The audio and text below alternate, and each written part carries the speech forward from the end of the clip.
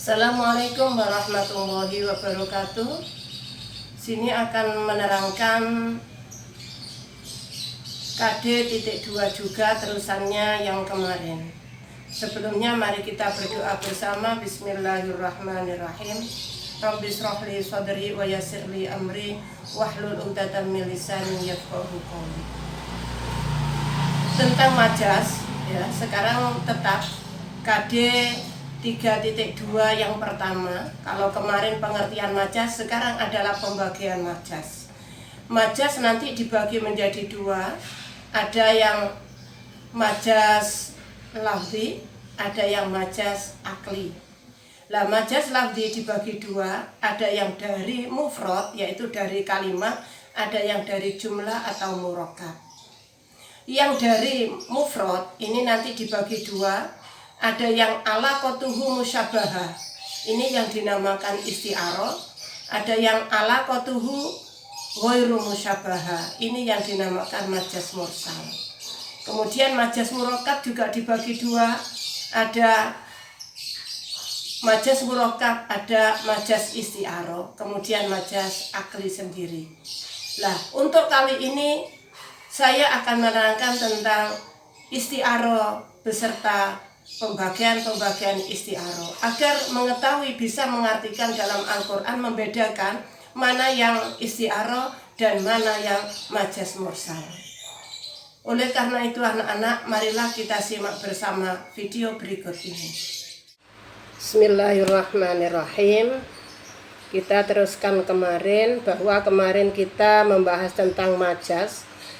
Definisinya kemarin yaitu lafadz yang digunakan tidak pada arti semestinya karena ada hubungan dan ada qarinah yang mencegah untuk bimakna asli. Jadi kalau di makna asli artinya tambah nggak cocok.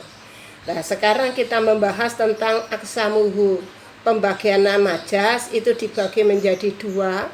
Satu ada majas lughawi, dua ada majas akli ya.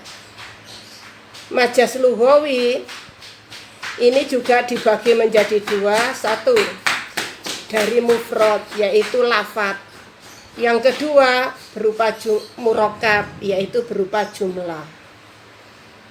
Lah yang berupa mufrad ini juga dibagi dua.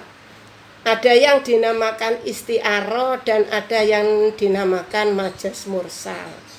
Yang isti'arah yaitu majas yang ada hubungan, alaqatuhu musyabahah, yang hubungannya adalah ada keserupaan.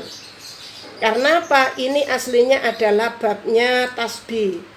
Berarti tasbih dibuang rukunnya ya, wajah si B ada tasbih dan salah satu torofnya dibuang, tinggal satu saja.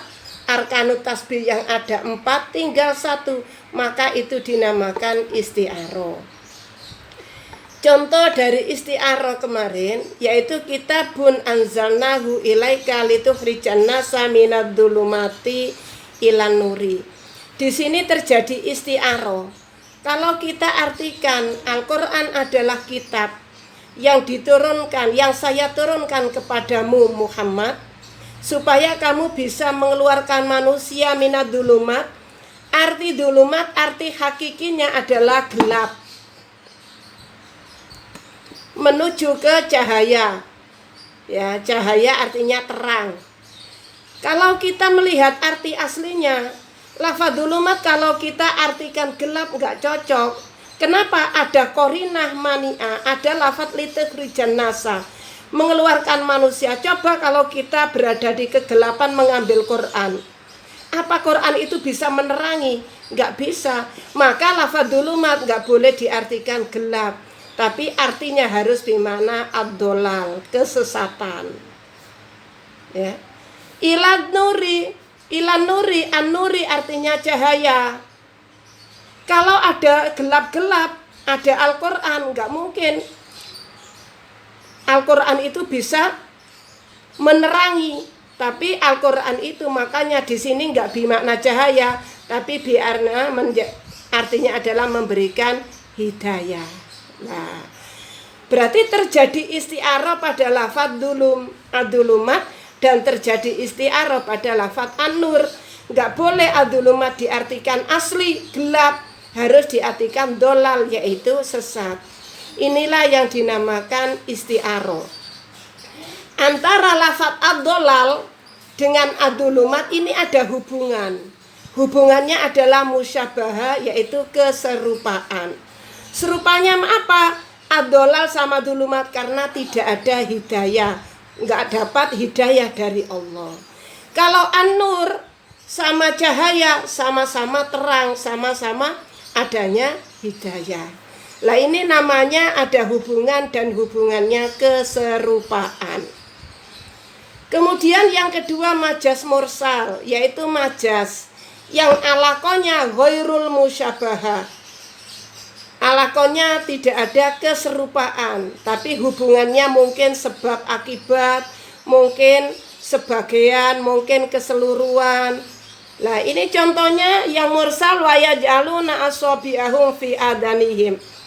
Wa yaj'aluna lan dadekno sapa wong kafir asabi'ahum ing jari-jarinya.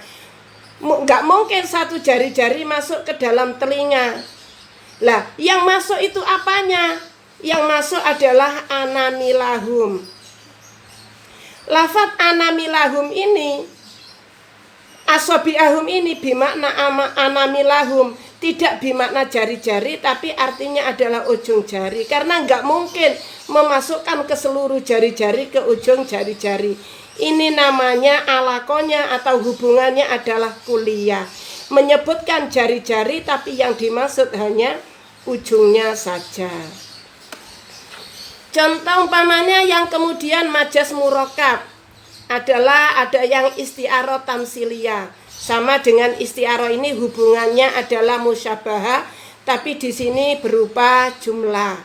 Ya nanti akan saya terangkan contohnya pada bab murakkab. Ya. Juga majaz ini, majaz murakkab itu adalah majaz lafadz. Umpamanya kalamnya adalah kalam khobar, tapi dipakai kalam insya umpamanya, menunjukkan bercerita tapi menunjukkan arti susah. Nah umpamanya demikian, itu nanti namanya majaz murakkab. Majaz akli definisinya adalah isnadul fi'li au ma fi maknahu, menyandarkan fi'il atau sesuatu yang bermakna fi'il kepada selainnya. Contohnya umpamanya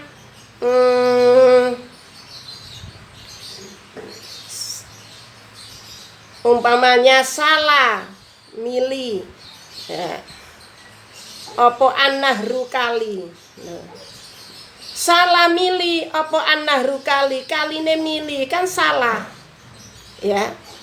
Yang mili itu adalah aslinya ma'un nahri. Nah demikian itu namanya majaz akli, menyandarkan lafadz salah, fa'ilnya berupa lafadz an-nahr, itu yang enggak mungkin. Yang mengalir ini adalah airnya, bukan sungainya. Lah inilah yang dinamakan majaz akli. Sekian dulu keterangan dari kami tentang pembagian majaz akli dengan majaz, yaitu tadi ada majaz lughawi dan majaz akli. Majaz lughawi ada yang mufrad dibagi isti'arah dan majaz mursal, sedangkan majaz murakkab dibagi dua, isti'arah tamsiliyah dan majaz murakkab. Sekian dulu, semoga bermanfaat. Assalamualaikum warahmatullahi wabarakatuh.